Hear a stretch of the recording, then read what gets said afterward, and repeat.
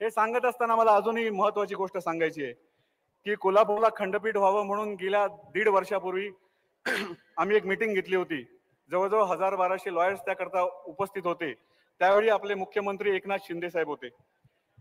सगळे भाषणं चालू झाली, म्हणाले एवढं आपण आंदोलन केलं आता काहीच होत नाही. आमचे विवेक घाडगे साहेब अतिशय अग्रेसिव्ह आहेत.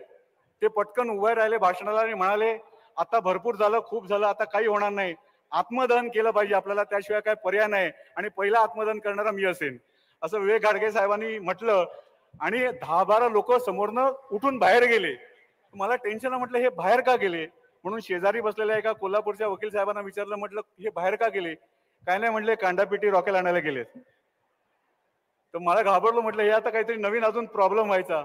म्हणून मी तिथनंच आदरणीय आमचे सामंत साहेबांना, उदय सामंत साहेबांना फोन लावला. म्हटलं इकडे वाता, आम्ही थोडंसं राजकारणी भाषा वापरली, म्हटलं 3000 वकिलांचा मॉब जमलाय, इकडे आत्मदहन होऊ शकतं, इमिजिएटली तुम्ही काहीतरी करा.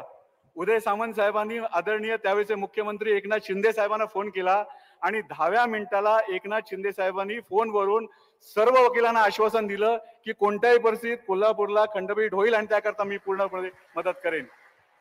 साहेब, कधी कधी सरकारने त्याची दखल घेणं हे देखील अतिशय महत्वाचं असतं.